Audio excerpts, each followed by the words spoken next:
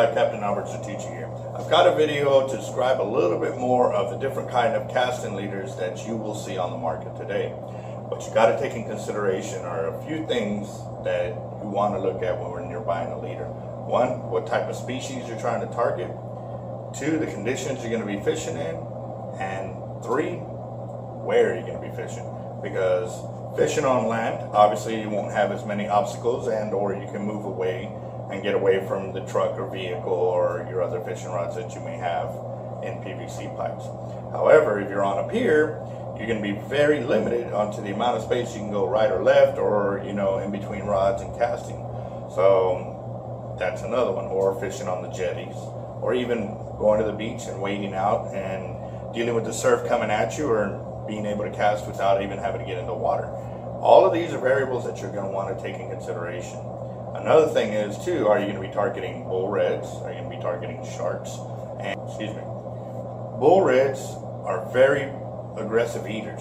When they're all there in force and there's a ton of bull reds, they will actually outpower sharks and get into your bait before a shark can even do so. So if you are interested in just catching bull reds and not doing any shark, that's something else you're going to need to take into consideration when you're going to purchase a leader. Obviously, any kind of leader that you put cable on, or some kind of coated cable, or a piano wire, it means so that way that teeth doesn't bite through, or you can land a toothy critter such as a shark. So if you're targeting bull reds, then you'll stick to an all mono leader.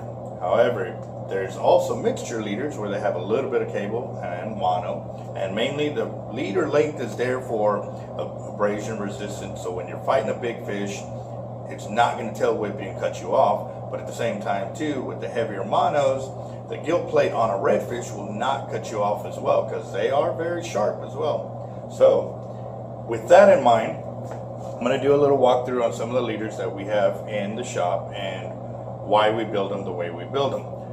For example, these leaders to my left right here are 600 pound mono or 700 pound mono. We've actually got them both up here on the wall, and they go up to like 7-8 foot.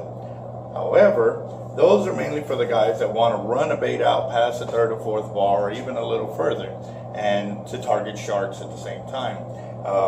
With sharks being able to sense the metals in the water, it helps with them catch a bit more of the toothy critters that they want to go for. However, at the same time too, they take a chance of getting cut off because it is an all mono leader.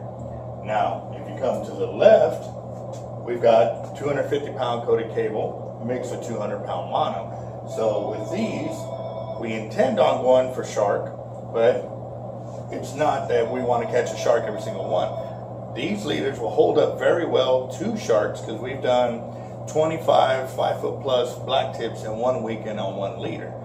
With the 250 pound coated, they won't be able to put up with the long-term abuse of catching and using them every weekend for 6 months straight.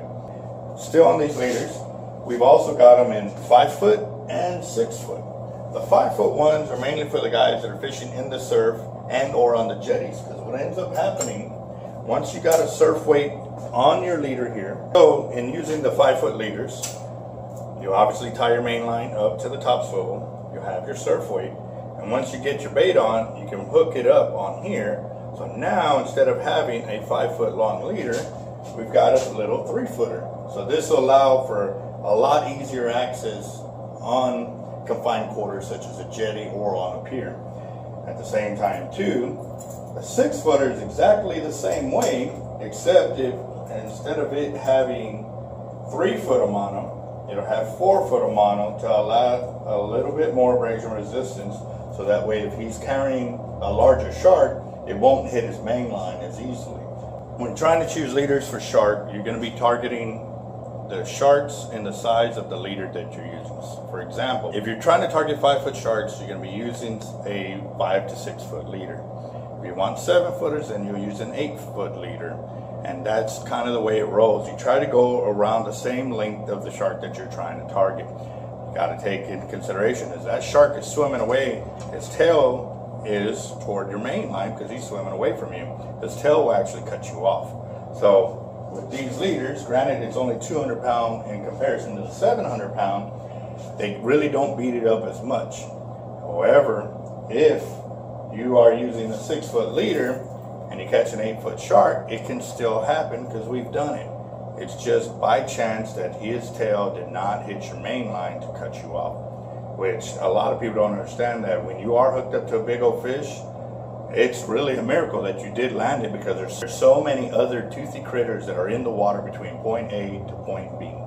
So just remember that for your food for thought. You know, when you see somebody land a big old fish, that was one of the many other obstacles that they faced while they were hooked up. And when these longer fights happen, it does increases the chances of getting hooked up hand over fist. It's crazy the amount. So by using the 250 pound versus the 700 pound while casting, this 700 pound mono will catch a lot of wind versus the little 250 pound test.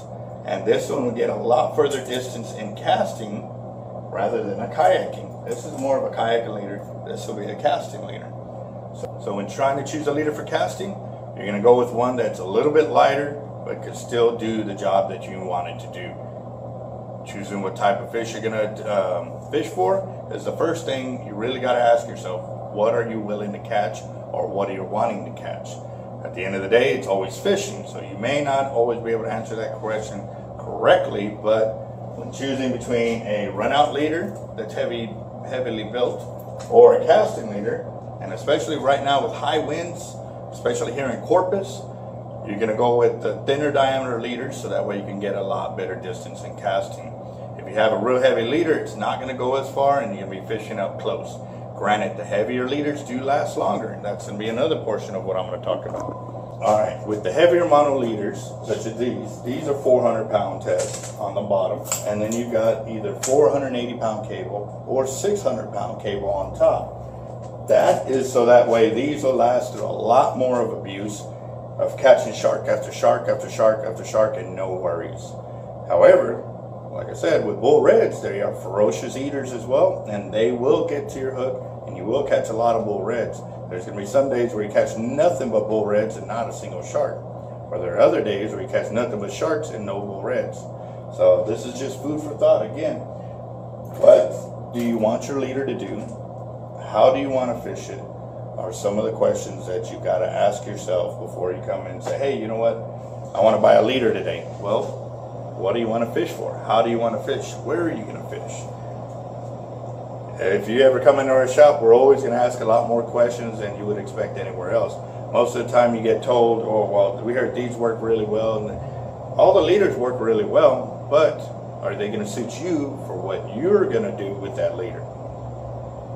Food for thought, guys. So it was just a quick little rundown. Granted, we've got a lot more leaders to talk about, but this was just a little hint of how to properly choose a leader that you're going to be using at the end of the day. You all have a good one. Thank you.